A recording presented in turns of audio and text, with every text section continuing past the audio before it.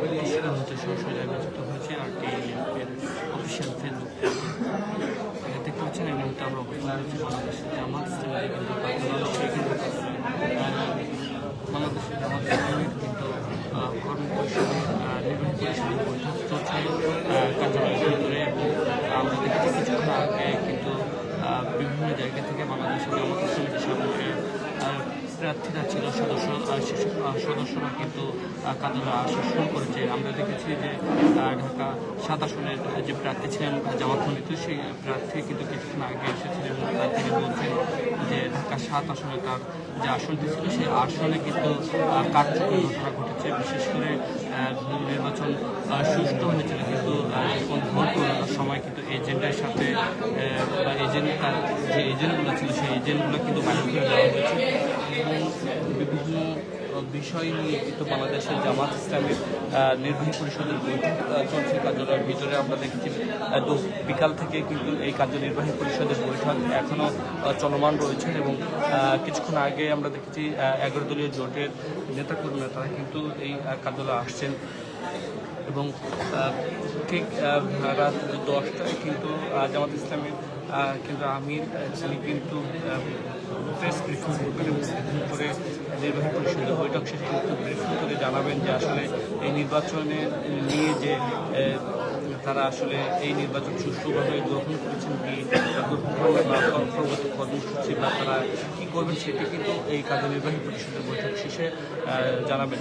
বিশেষ করে যে ত্রয়োদশ জাতীয় সংসদ নির্বাচন হয়েছে তার যে সরকারি ফলাফল সেই ফলাফল অনুযায়ী আমরা দেখেছি যে মোট 77টি 11 দলীয় জোট মোট 77টি আসন পেয়েছেন। তার ভিতরে 6টি এনসিপি এবং 2টি রিকশা মার্ক পেয়েছেন এবং বাকি যে আসনগুলো সেই আসনগুলো জামাত পেয়েছেন। সেই আসনগুলো নিয়ে ইতিমধ্যে তারা বড় একটি বিরোধী দল হয়ে উঠেছে এবং সেই বিরোধী দল হিসাবে তারা থাকবেন কিনা বা পরবর্তীতে তারা কঠোর আন্দোলনে যাবেন এই বিষয়ে কিন্তু ঠিক রাত 10টার দিকে তারা জানাবেন। এবং কার্যনির্বাহী পরিষদের যে বৈঠক চলছে আমরা কিছুক্ষণ আগে দেখেছি জনাব নাহিদ ইসলাম এসেছেন এবং ঢাকা 17 আসনের মামুনুল হক, ঢাকা 13 আসনের যে সদস্য ছিলেন মামুনুল হক তিনি কিন্তু এখানে এসেছেন। এছাড়াও আমরা দেখেছি যে বিভিন্ন কিছুক্ষণ আগে কিন্তু আমরা দেখেছিলাম যে বাংলাদেশের জামাত ইসলামের সেক্রেটারি মিয়া গোলাম পরোয়ার তিনিও কিন্তু এখানে এসেছেন এবং ভিতরে বিকাল থেকে কার্যনির্বাহী পরিষদের বৈঠক এখনও চলমান রয়েছে। ঠিক রাত 10টা নাগাদ কিন্তু তারা বৈঠক শেষে প্রেস ব্রিফিং করবেন এবং প্রেস ব্রিফিং করে তারা জানাবেন যে নির্বাহী বৈঠক শেষে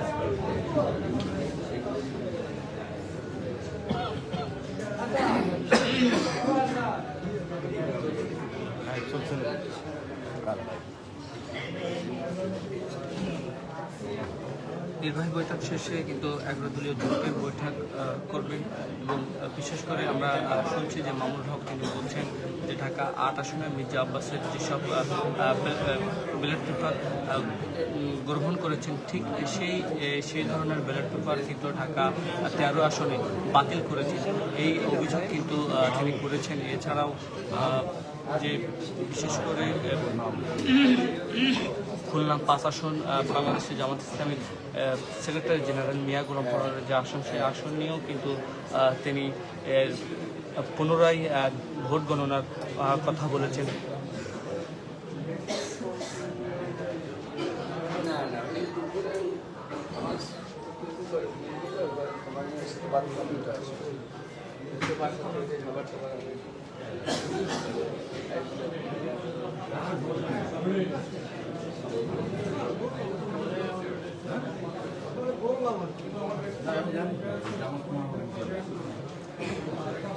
দুইশো 97টি আসনের ফলাফল প্রকাশ করেছে এবং এই ফলাফলের ভিতরে 77টি আসন পেয়েছেন 11 দলীয় জোট এবং তার ভিতরে 6টি রয়েছে এনসিপি এবং বাকি 2টি রয়েছে খেলাফত মজলিস রিকশা মার্কা এবং বাকি যে আসনগুলো রয়েছে সেইগুলো কিন্তু জামাতের প্রার্থীরা পেয়েছে।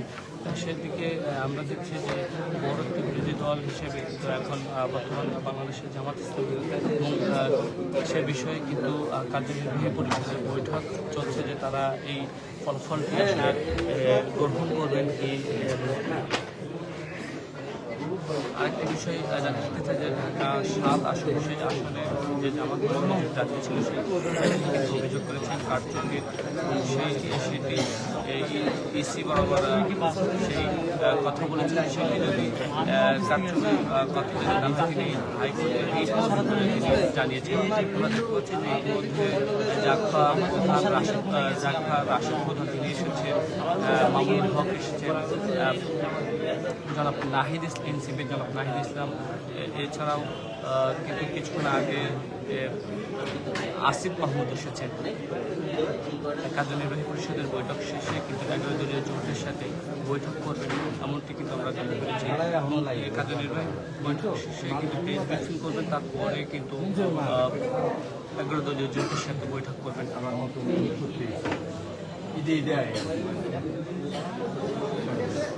কয়টায় শুরু হবে ভাই? হ্যাঁ 10টা।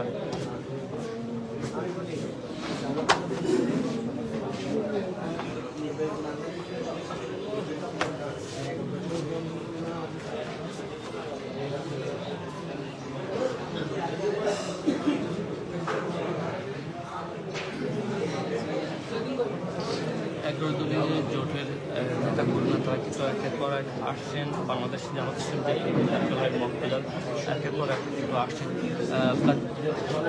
কার্যনির্বাহীর বৈঠক শেষে কিন্তু 11 দলীয় জোটের সাথে বৈঠক করবেন এবং নির্বাহী পরিষদের বৈঠক শেষে তারপরে কিন্তু তারা 11 দলীয় জোটের সাথে বৈঠক করবেন।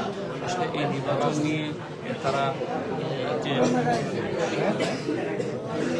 বড় বিরোধী দল হিসেবে থাকবেন কি, তারা আন্দোলনে যাবেন বা তারা তারা যেমন বলছেন যে কঠোর কর্মসূচিতে যাবেন, সেটি আমরা জানতে পারবো ঠিক তারা 10টার দিকে তাদের বৈঠক শেষে মাধ্যমে। কিন্তু ইতিমধ্যে আমরা বাংলাদেশের জামাত ইসলামী সেক্রেটারি জেনারেল মিয়া গোপাল তিনি যে খুলনা 5 আসন থেকে সংসদ সদস্য হিসেবে নির্বাচিত, সেখানে কিন্তু তিনি বলেছেন যে পুনরায় আবার ভোট গণনা করতে হবে, সেই ভোট গণনার কথা বলেছেন। এবং 7 আসনে কিন্তু তিনি বলছেন, জামাতের প্রার্থী ছিলেন ঢাকা 7 আসন, তিনি বলছেন কিন্তু ভোট কারচুপি হয়েছে ইঞ্জিনিয়ারিং মাধ্যমে, সে বিষয়ে কিন্তু হাইকোর্টে রিট করবেন। এছাড়া আমরা মামুনুল হকের বিষয়ে মামুনুল হক তিনি কিন্তু ফেসবুক লাইভে এসে বলেছেন যে ঢাকা 8 আসনে যেভাবে মির্জা আব্বাসকে জেতানো হয়েছে, যেসব ব্যালট পেপার গ্রহণ করেছে, কিন্তু এই ধরনের ব্যালট পেপার কিন্তু ঢাকা 13 আসনে কিন্তু গ্রহণ করে নাই। সেই বিষয় কিন্তু নজরদারিতে করতে হবে এমন কথা কিন্তু আমরা শুনেছি, বা পুনরায় ভোট গণনা করতে হবে, তিনি কিন্তু ফেসবুক লাইভে এসে এ কথা বলেছেন।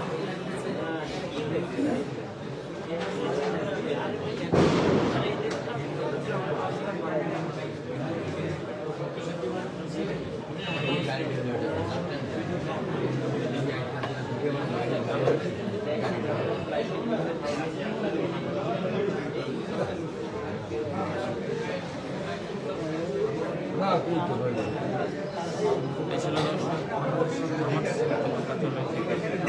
সাথে থাকা